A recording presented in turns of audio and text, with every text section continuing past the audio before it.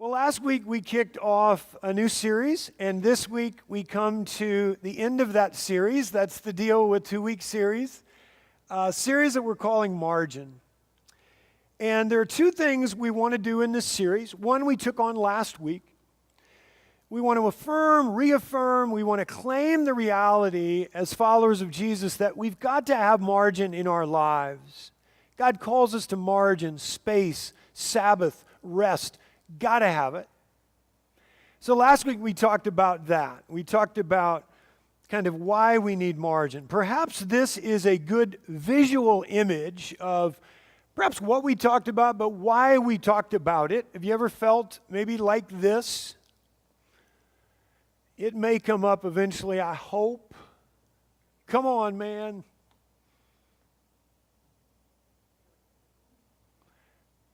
Nice job. Thank you.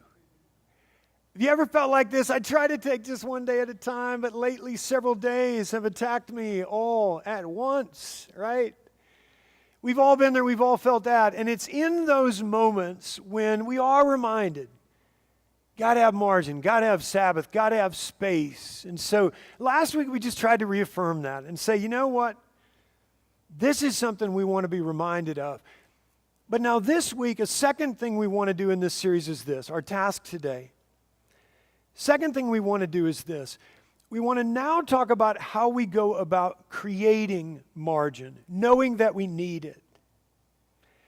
And here are a couple of things that I think can help us with this. The first simply being this, a clearer understanding of why we need this. Clearly understanding why we need to create margin in the first place. For example, first, we've got to have margin in our lives because when we don't allow for margin, important things get left out. When we don't allow for margin, important things get left out. And we are very blessed at this church to have a person like, man, now I'm doting on him twice within a span of about 10 minutes. I know that's dangerous. We're very blessed. For other skills that Jason Langdon has, he is able to create, and has done this several times in the last 2 years since he's been here, some very high-quality promotional materials. He's created some postcards for us. We gave them to you. You handed them to friends. They therefore came at a time like Christmas Eve. We've also mailed some out. But here's what Jason knows when it comes to designing cards like this. He knows that you can't just cram as much information onto the card as possible, just edge to edge, with no thought about margin, because once the card is printed, what is called the bleed area, that area all around the edge of the card, that bleed area, once the card is printed, that gets cut off. In other words, if we leave no margin when we're designing a card like that, then the phone number for Beamer might end up looking like this after the card is cut.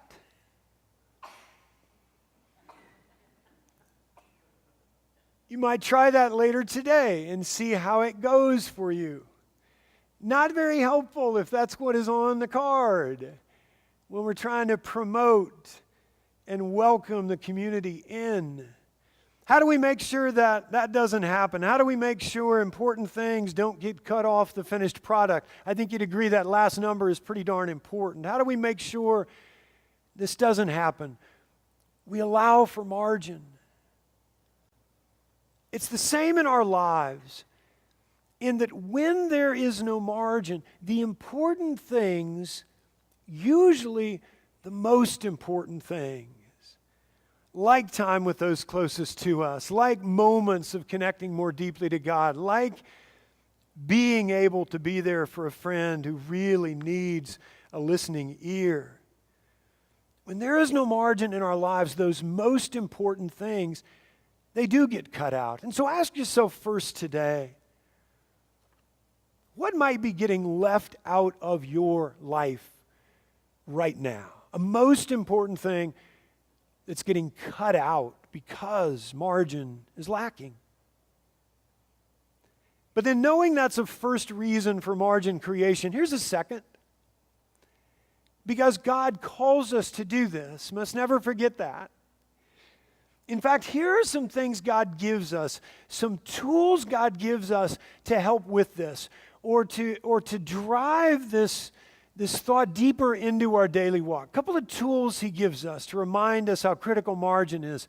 The first is called the tithe.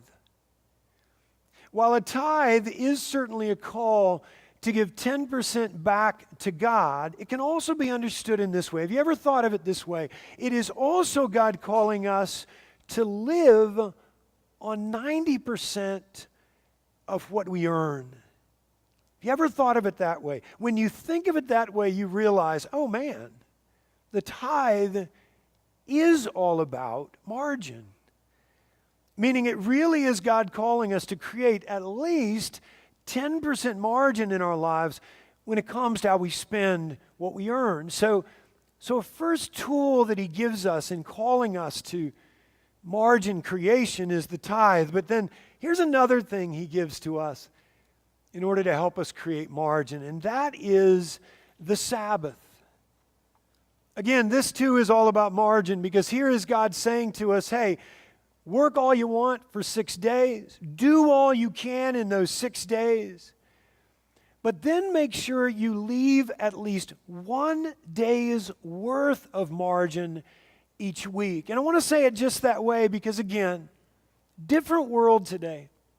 Some of you may not be able to consistently make it all day on Sunday. Work schedules, different world. What we've got to be thinking is, even if it's 2 half days, God is calling us here to say, do all you can in those 6 days, but then allow for at least 1 day's worth of margin each week, so that in that gap, in that set aside time, there you might rest, you might recharge your batteries. I think an amazing example of this still just blows my mind. And I think when we stop to think about it, we go, wow, why would they do that? I think an amazing example of this in corporate America today is Chick-fil-A. In 1963, when Truett Cathy opened the first Chick-fil-A, he decided that they would work really hard for 6 days, and then that they would definitely have some margin on Sunday. How would that margin be created on Sunday? They'd be closed.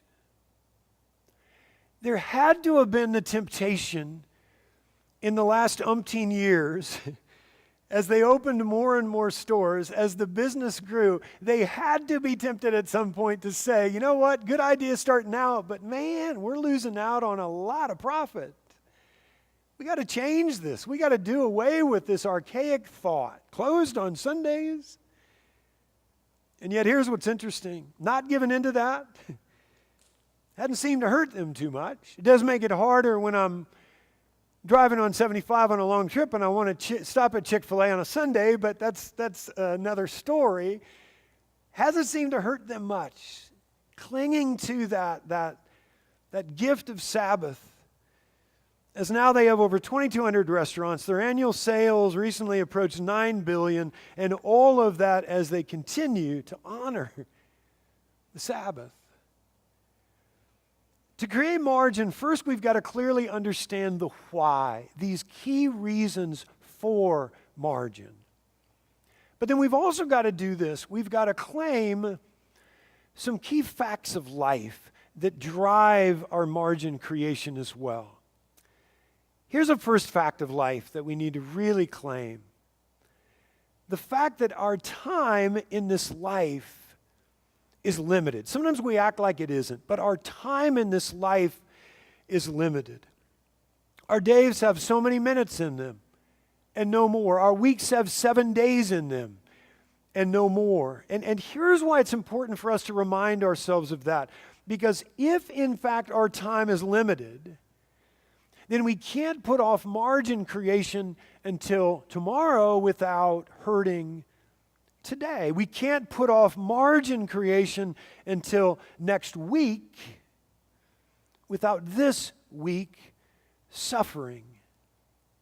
I like how one author writes about this fact of life. He writes this, and I encourage you. There are some illustrations I don't want to send out via email.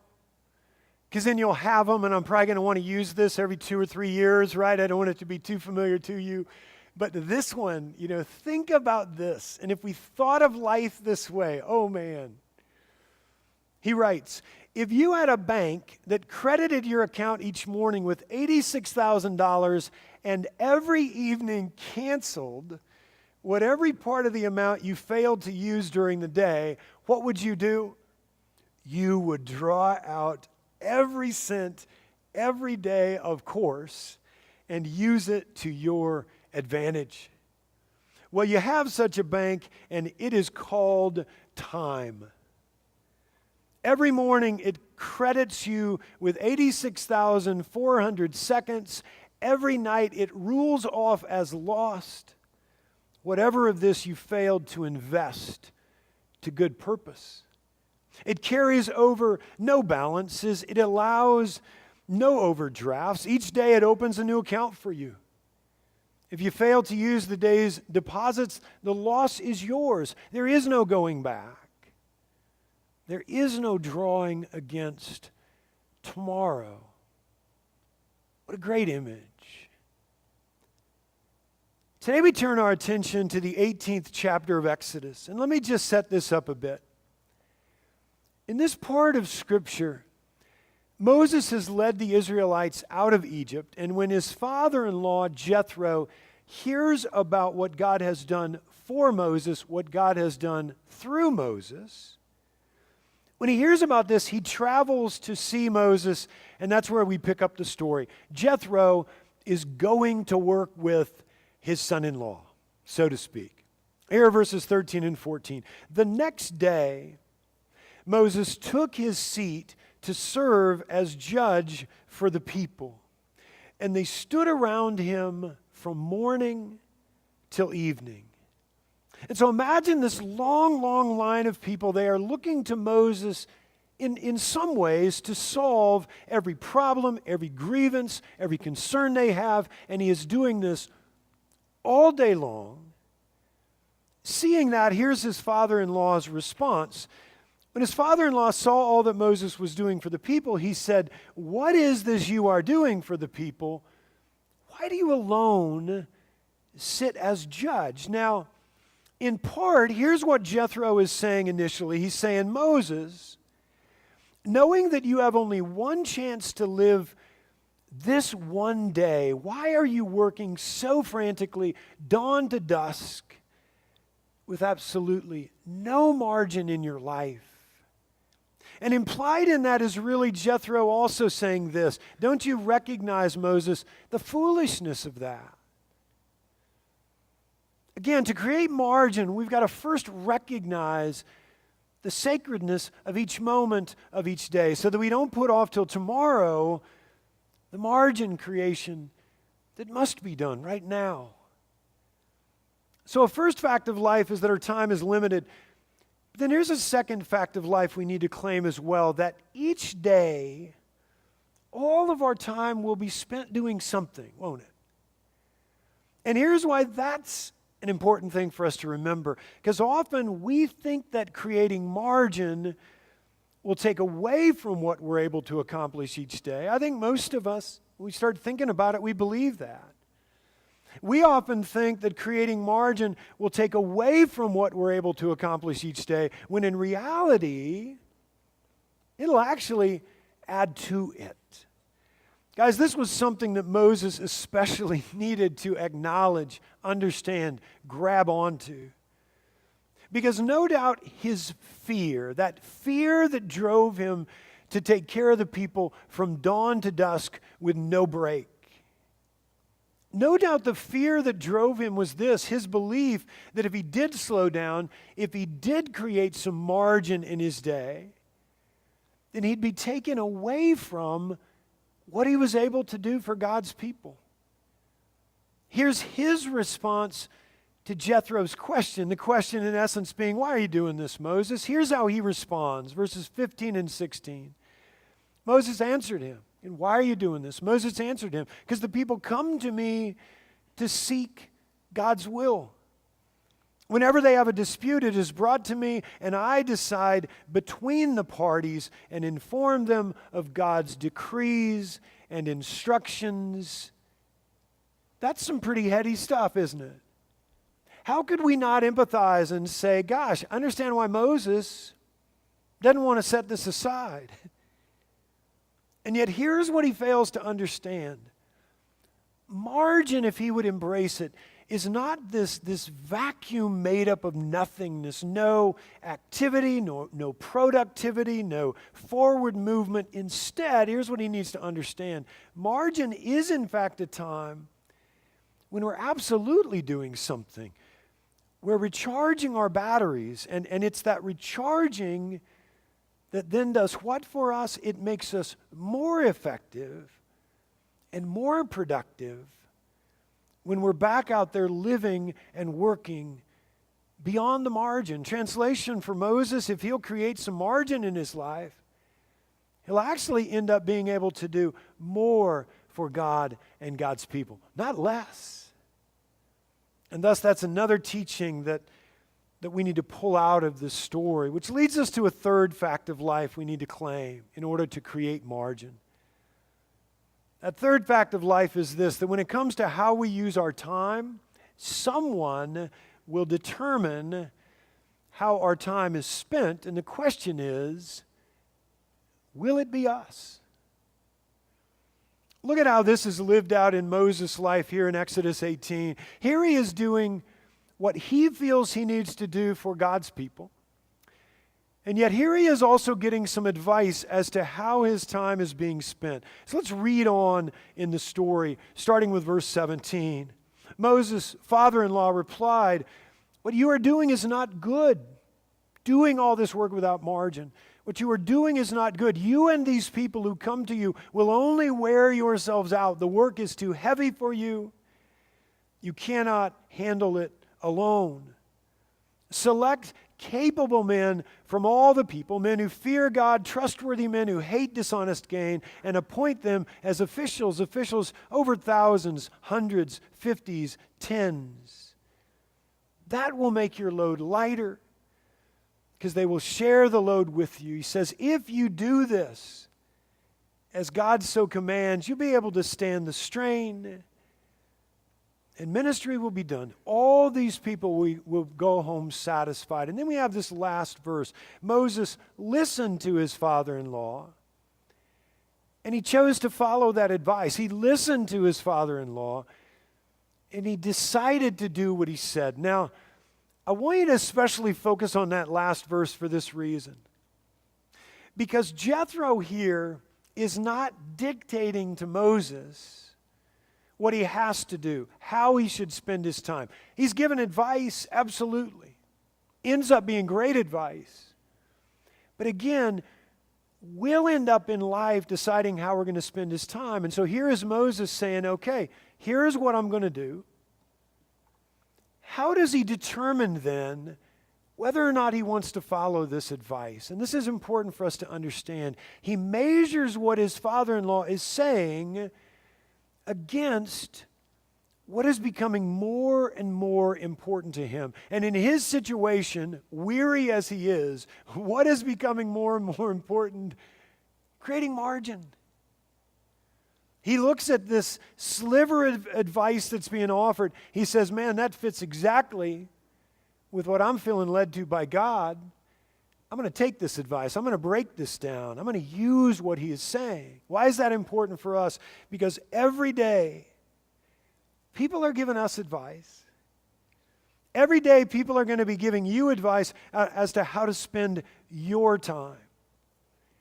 And because of that, it's critical that you have some things in your life that help you better sort through that advice. And so as we wind things down, consider two things that can help us with this. If we're not just going to be able to create margin, but sort through advice that comes related to margin, related to how we use our time. And the first thing we need to do is this: prioritize, prioritize, prioritize. We got to think of life and days and weeks as as full of prioritization. We got to prioritize well, prioritize wisely in order to track what we're hearing from others as to how to use our time. Ephesians 5:15 and following says this. Paul writes about this in Ephesians. Be careful then how you live, not as unwise, but as wise, making the most of every opportunity. Guys, I don't know if you've ever seen this before. Next slide. No doubt some of you have seen this. But this is one of the best images I've ever found for this very thing, prioritizing well, prioritizing wisely. And let me say a bit more about what you see here as you look at this picture.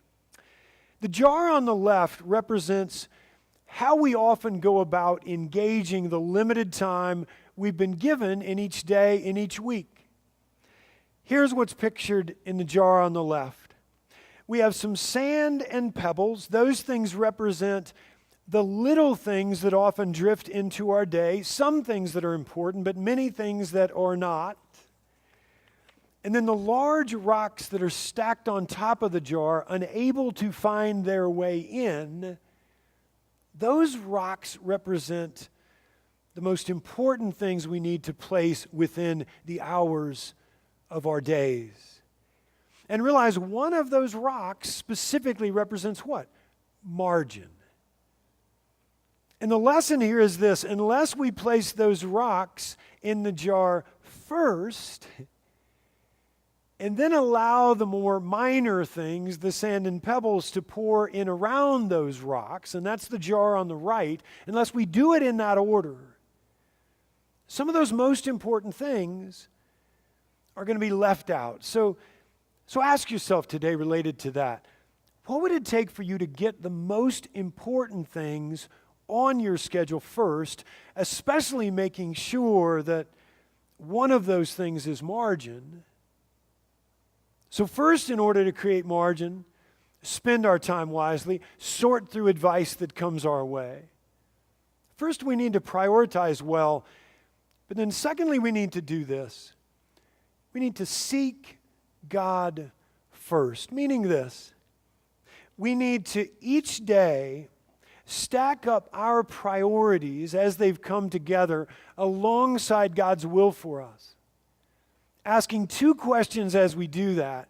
One, God, are these the most important things that you want at the top of our list when it comes to how we're using our time? But then we've also got to ask this question of self. Is the margin that we're called to, is it in there among our priorities? Here's the intriguing thing kind of coming full circle.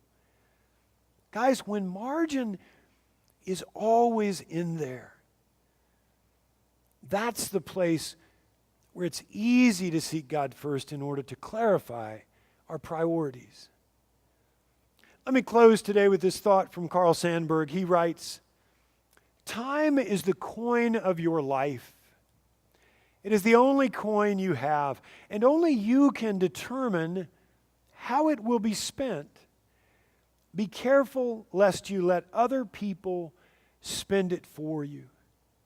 And I would simply add this: be careful lest you let others keep you from creating the margin you need, the margin God calls you to.